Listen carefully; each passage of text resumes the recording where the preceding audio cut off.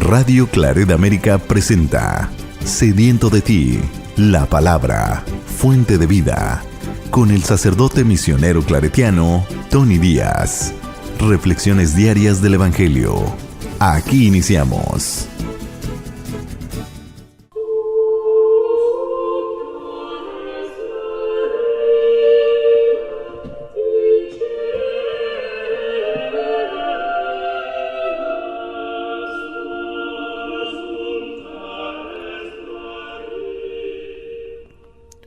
Bienvenidos hermanos a nuestras reflexiones bíblicas de las lecturas del día. Hoy es lunes de la tercera semana de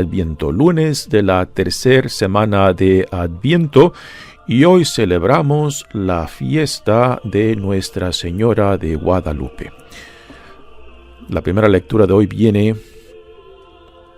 del libro del Apocalipsis, capítulo 11, versículos 9 y capítulo 12, versículos 1 al 6 y 10. Se abrió el templo de Dios en el cielo y dentro de él se vio el arca de la alianza.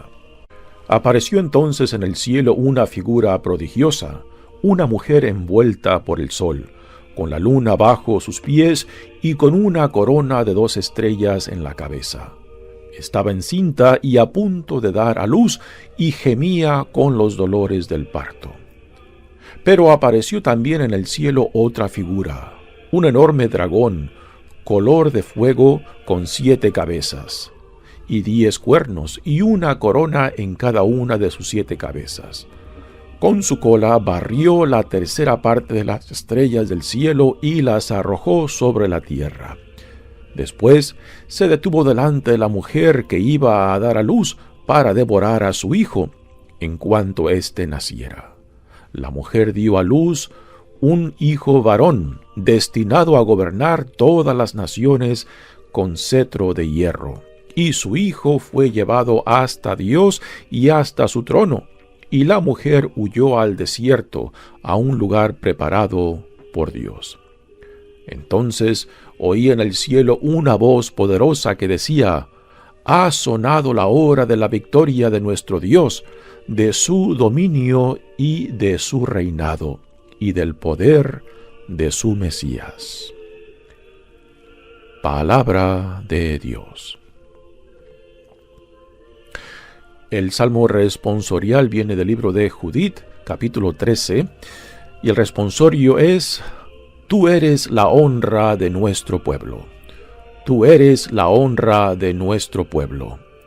Que el Altísimo te bendiga, más que todas las mujeres de la tierra. Bendito sea el Señor, creador del cielo y la tierra. Tú eres la honra de nuestro pueblo. Hoy el Señor te ha engrandecido tanto que no dejarán de alabarte aquellos hombres que se acuerdan en la tierra del poder de Dios. Tú eres la honra de nuestro pueblo.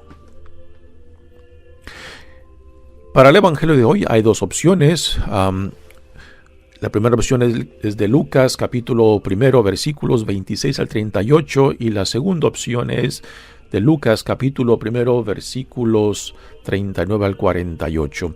La primera versión es la anunciación, la segunda opción es la visita de María a Isabel. Yo he escogido la primera opción. En aquel tiempo el ángel Gabriel fue enviado por Dios a una ciudad de Galilea, llamada Nazaret, a una virgen desposada con un varón de la estirpe de David, llamado José. La virgen se llamaba María. Entró el ángel a donde ella estaba y le dijo: «Alégrate llena de gracia, el Señor está contigo». Al oír estas palabras, ella se preocupó mucho y se preguntaba qué querría decir semejante saludo. El ángel le dijo: «No temas, María, porque has hallado gracia ante Dios. Vas a concebir y a dar a luz a un hijo, y le pondrás por nombre Jesús. Él será grande y será llamado Hijo del Altísimo. el Señor Dios le dará el trono de David su padre, y él reinará sobre la casa de Jacob por los siglos, y su reinado no tendrá fin. María le dijo entonces al ángel: ¿Cómo podrá ser esto, puesto que yo permanezco virgen? El ángel le contestó: El Espíritu Santo descenderá sobre ti, y el poder del Altísimo te cubrirá con su sombra. Por eso, el santo que va a nacer de ti será llamado Hijo de Dios. Ahí tienes a tu parienta Isabel, que a pesar de su vejez, ha concebido un hijo y ya va en el 6º mes, la que llamaban estéril. Porque no hay nada imposible para Dios. María contestó: Yo soy la esclava del Señor, cúmplase en mí lo que me has dicho. Y el ángel se retiró de su presencia. Palabra del Señor. Muy bien, demos comienzo a nuestra reflexión de las lecturas de hoy, pero antes de entrar a las lecturas propias de este día, digamos algo acerca de esta fiesta que celebramos hoy de Nuestra Señora de Guadalupe. Es una fiesta que en México pues es una de las fiestas principales, una celebración que está íntimamente conectada con la historia de México. Y es muy difícil despegar o separar lo que significa esta celebración, o sea, el encuentro de el pueblo mexica con la imagen de María, Madre de nuestro Señor Jesucristo, y la influencia que tuvo en la evangelización en México y después la historia de México.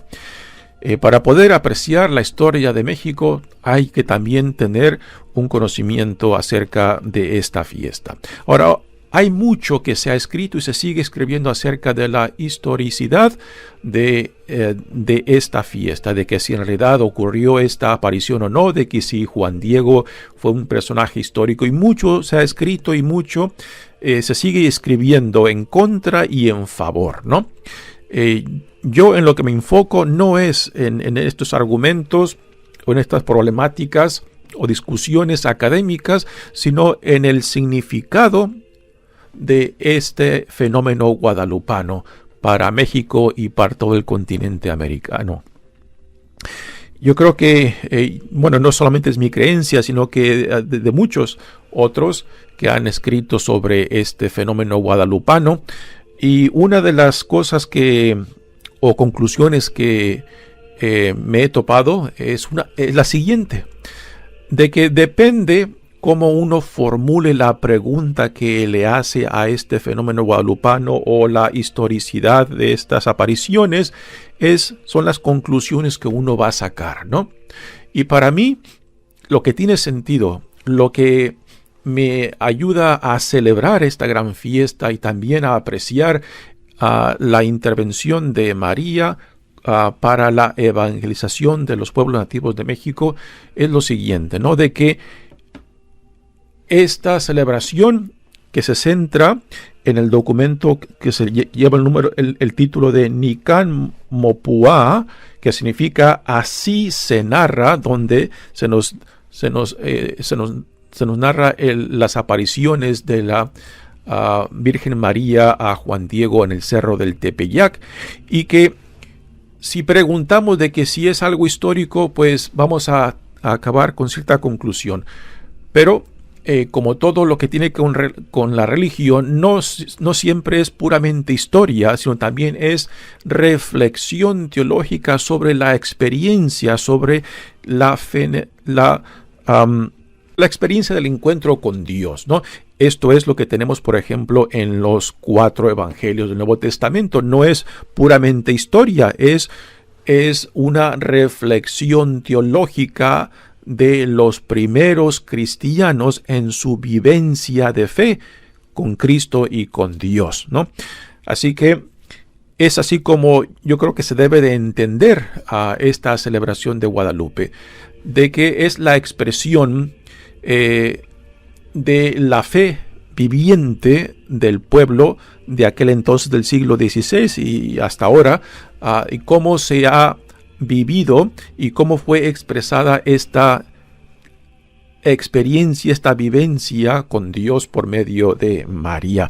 Así que en cierta manera este documento del Nican Mopua viene siendo como un tipo de evangelio mexicano de la experiencia concreta con Dios por medio de María, Madre de nuestro Señor Jesucristo.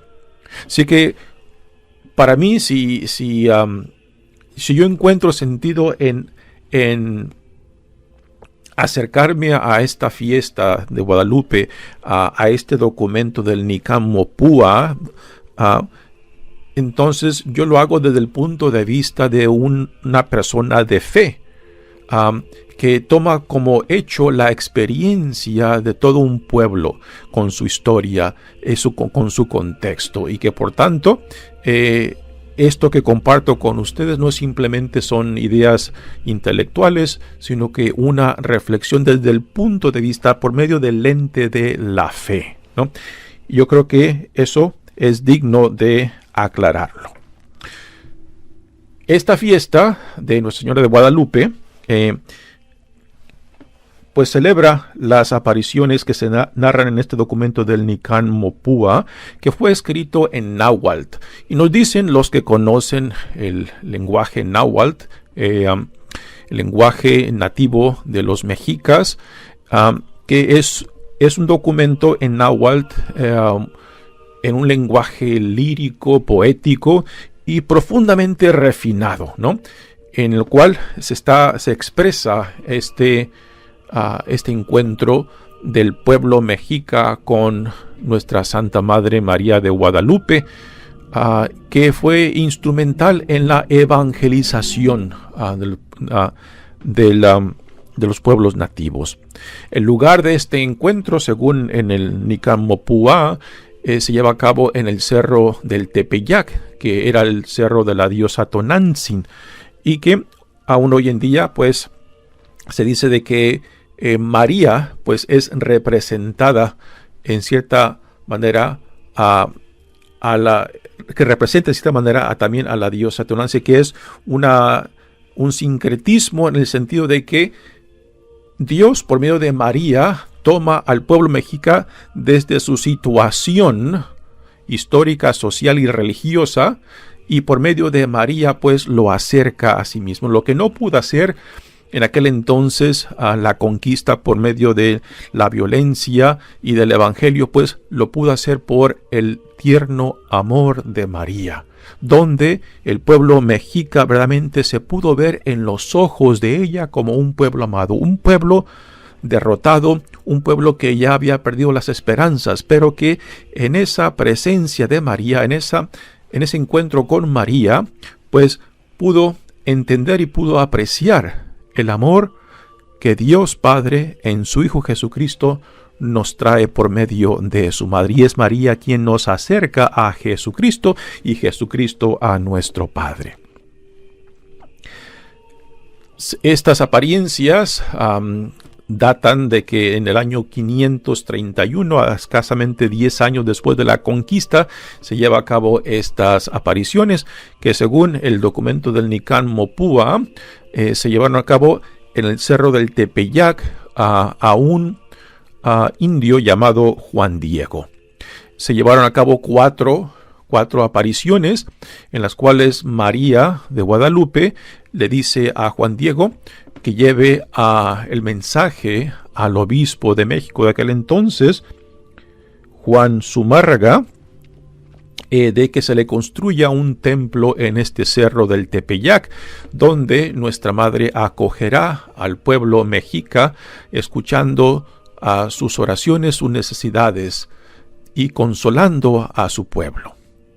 El obispo Zumárraga no creyó al principio, y Juan Diego pues también se siente frustrado porque el obispo no escucha y no puso atención al mensaje que él recibió de María de Guadalupe, y se lleva a cabo este va y viene varias veces, y finalmente, después de la cuarta aparición, María le da a Juan Diego la prueba que el obispo Zumárraga le exige para que compruebe la veracidad de esas apariciones.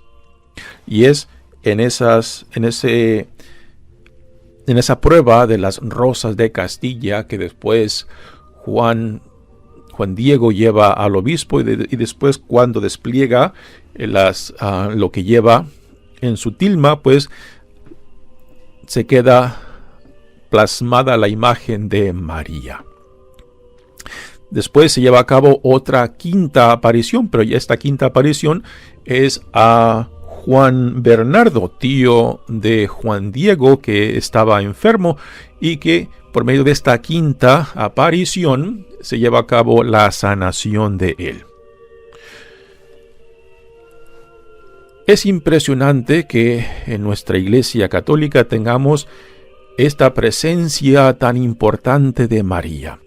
Y yo creo que muchas veces no se aprecia el significado de María en la corte celestial. Y por decir en la corte celestial no estoy diciendo de que María es una diosa, no es eso, pero el hecho de que la profesamos de que fue asumida en cuerpo y alma a la presencia de Dios, pues con esto afirmamos su presencia en la corte celestial, y la presencia femenina en la corte celestial es algo que tiene grandes consecuencias y que es muy importante, porque si solamente tenemos en la corte celestial imágenes masculinas tanto del Padre como del Hijo, pues ¿dónde está la presencia femenina del 50% de la humanidad, no? Y la presencia de María en esta corte celestial es importantísima, porque ayuda a crear un balance en cómo la corte celestial, pues de cierta manera, refleja nuestra experiencia humana. Ahora, el hecho de que María es parte de esta corte celestial y que por tanto pues aboga por nosotros y nos ayuda a acercarnos tanto a su Hijo amado y Señor nuestro Jesucristo como a Dios Padre, es algo muy significativo. Pero también cabe aquí mencionar el hecho de que, a pesar de la importancia que tiene Guadalupe para el pueblo mexicano, para el pueblo hispano, para el continente americano, pues también cabe duda a mencionar críticamente, ¿no?, de la distancia que hay entre cómo valoramos a María y cómo valoramos a nuestra madre, y cómo esto no se ha filtrado en la cultura, en la sociedad, al respeto de la mujer en general, ¿no? Y esta es una de las contradicciones que vemos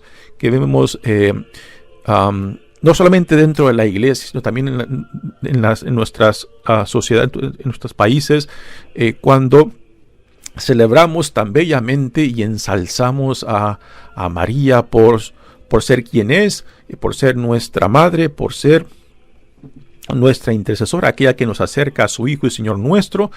Y sin embargo, ¿por qué aún tenemos esta realidad en la cual la mujer no es valorada socialmente, no es valorada por su dignidad, por su trabajo, por lo que representa, ¿no? Y es algo, pues, que nos sigue cuestionando.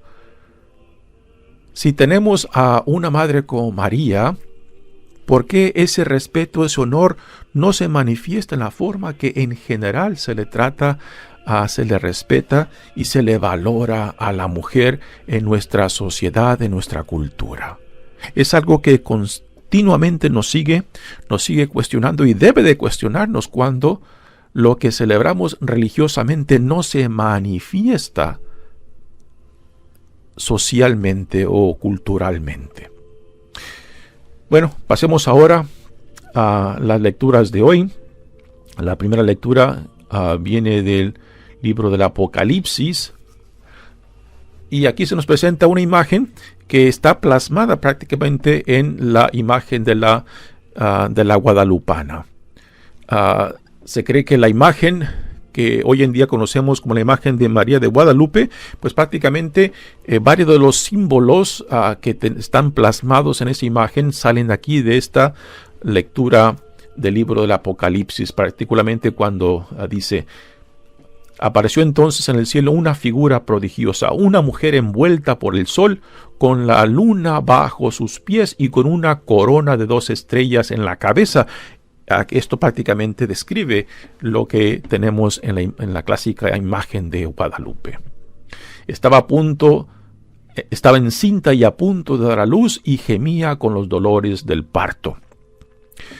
La imagen de Guadalupe en esa pintura es prácticamente la imagen de la Inmaculada, una imagen muy diferente, y esto es algo único que hay que recalcar.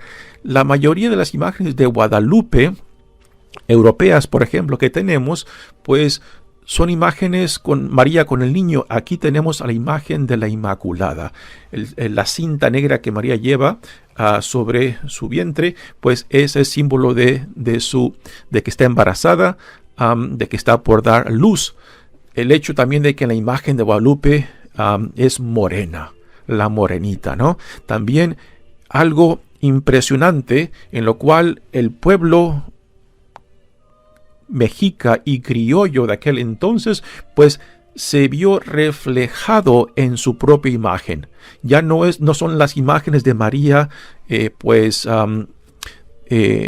europeas, blancas, con pelo rubio, sino es morena y con pelo negro y aún con ojos oscuros. En la imagen de la Guadalupe, pues, el pueblo no solamente nativo mexica, sino también el pueblo mestizo y el criollo, pues también se reflejaron en esta imagen. Y esta es una expresión de que cuando el Evangelio se encarna en cualquier cultura, ese nuevo pueblo en el cual se encarna el Evangelio tiene que hacer suyo esa fe. Y por eso no nos hemos de sorprender de que donde quiera que el cristianismo, que el catolicismo ha llegado, las imágenes tanto de Jesús como de María, pues manifiestan y reflejan la cultura en cómo ese pueblo se ve a sí mismo, ¿no? Y el hecho de que María, en la imagen de la Guadalupe, pues tenemos ahí la piel morena, el color del pelo negro, los ojos oscuros, típicos de el pueblo mexica, el pueblo mestizo, el pueblo criollo de aquellos tiempos.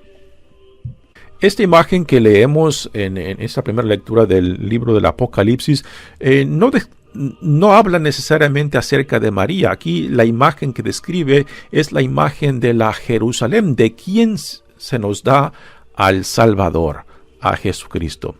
Dice: pero apareció también en el cielo otra figura, un enorme dragón color de fuego, con 7 cabezas y 10 cuernos, una corona en cada una de sus 7 cabezas. Con su cola barrió la tercera parte de las estrellas del cielo y las arrojó sobre la tierra. Estas estrellas que fueron barridas con la cola del dragón, que el dragón representa todo aquello que está opuesto al plan de salvación de Dios, representa al enemigo de lo que Dios está llevando a cabo. Las estrellas que fueron barridas del cielo representan a los ángeles, la simbología de aquellos que se rebelaron contra Dios y hicieron partido con el enemigo de Dios.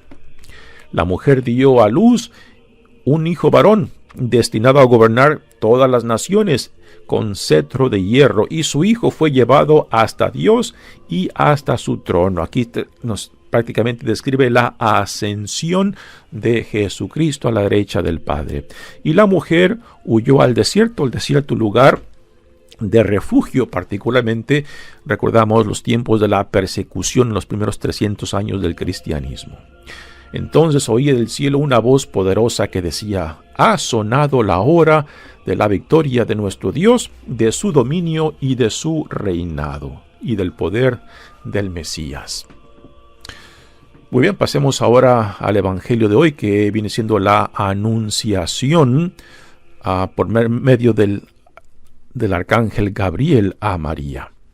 Una escena impresionante en la cual se nos modela la confianza de María, el sí de María, que debe de ser para nosotros un modelo de fidelidad y de entrega, de confianza a aquel que no solamente llamó a María, sino que también nos llama a nosotros, y que María pues nos modela esa confianza, nos modela ese valor de confiarse a aquel que la llama. Y para nosotros esto debe de ser un modelo de fidelidad, de discipulado, de entrega, aun cuando a veces no tenemos por seguro por dónde Dios nos llama, pero ponemos la confianza en aquel que nos llama. En aquel tiempo el ángel Gabriel fue enviado por Dios a una ciudad de Galilea llamada Nazaret, y esto es muy significativo. María vive en un pequeño pueblo llamado Nazaret, que en el Antiguo Testamento es insignificante. Y esto nos quiere decir de que Dios viene a nosotros prácticamente en el anonimato. Una virgen desposada con un varón de la estirpe de David llamado José. La virgen se llamaba María. María estaba desposada, o sea, ya estaba en el segundo paso del proceso del matrimonio, donde ya prácticamente el matrimonio es legal. El único paso que hace falta para María es el rituo, y después de pasar de la casa de su padre a la casa del esposo. Y es ahí, en esa segunda etapa del proceso matrimonial, que Dios, en el arcángel Gabriel, viene al encuentro con María. Entró el ángel a donde ella estaba y le dijo: «Alégrate, llena de gracia, el Señor está contigo». Al oír estas palabras, ella se preocupó mucho y se preguntaba qué querría decir semejante saludo.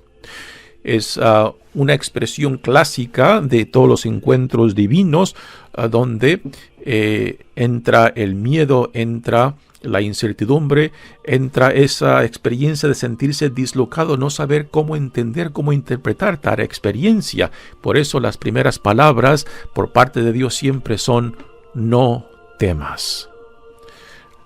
Le dice el ángel Gabriel: alégrate, llena de gracia, el Señor está contigo.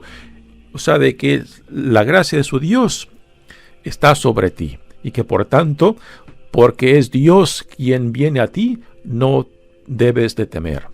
Dice: no temas, María, porque has hallado gracia ante Dios.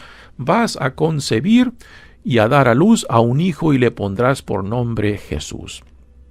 Él será grande y será llamado Hijo del Altísimo. El Señor Dios le dará el trono de David, su padre, y él reinará sobre la casa de Jacob por los siglos, y su reinado no tendrá fin. Así que le anuncia cuál es el plan de Dios para María, de ser la madre de su Hijo y de nuestro Salvador. María escucha la noticia y su reacción es muy humana, muy normal. ¿Cómo será eso de que, puesto que ella no vive como esposa con José? O sea, la pregunta de María es muy humana, en el sentido de que cuando ella escucha de que será la madre, piensa de que Dios nos bendecirá a mí y a José y tendremos un hijo. Pero no es eso el plan de Dios. El plan de Dios es de que ese hijo será engendrado no por José, sino por el Espíritu Santo, ¿no? Y es la gran diferencia. Y lo que también pues perturba a María, y cómo se llevará a cabo esto, ¿no? Puesto que yo aún no convivo como esposa con José. Y Dios le dice por medio del ángel Gabriel que el Espíritu Santo se posará sobre ella, y por eso el que nacerá de ella será llamado el Santo de Dios, el Hijo de Dios. María responde con un sí impresionante, un sí que ella no tiene idea a dónde la llevará y las consecuencias de ese sí. Y aquí es donde nosotros también somos llamados a confiarnos en aquel que nos llama, porque tampoco sabemos hacia dónde Dios nos llevará, lo que nos exigirá y las consecuencias de ese sí. Pero ese sí que María le dio a Dios por medio del ángel Gabriel es un sí que tuvo que ir repitiendo día tras día. en tiempos buenos, en tiempos malos, en tiempos de oscuridad como en tiempos de luz, en tiempos de salud como en tiempos de enfermedad, en tiempos de vida como en tiempos de muerte, ¿no? Y solamente cuando uno realmente se las juega con Dios puede apreciar el significado de este sí de María. Es un sí que ella no tenía ninguna idea. Para empezar, ese sí la puso en peligro de muerte, porque si su embarazo hubiera sido descubierto públicamente, pues la ley judía decía que porque estaba embarazada antes de irse a vivir con José, pues entonces aquí hubo un adulterio, porque ya prácticamente estaba casada con José. Lo único que faltaba era el rito y el pasar de la casa del padre a la casa del esposo. Y si ella iba embarazada, entonces aquí hubo un pecado, ¿no? Y la ley judía decía de aquel entonces de que la mujer tenía que ser apedreada a muerte. Vaya privilegio que Dios le da. Así que la primera consecuencia de ese sí fue ponerla en riesgo de muerte. Y María continuó repitiendo ese sí. Cuando su hijo empieza su vida pública y la gente lo aplaude, cuando la gente lo critica, cuando es condenado, cuando es crucificado, cuando muere en la cruz, ese sí de María quizás fueron esos sí más amargos, más difíciles, pero aún así ella se confió en aquel que la llamó. Y aquí nuevamente está el ejemplo de María como modelo para nuestro discipulado, modelo para nuestra fidelidad. Es aquí donde se encuentra la gloria de María, por encima de su virginidad y por encima del hecho de ser madre de Jesús.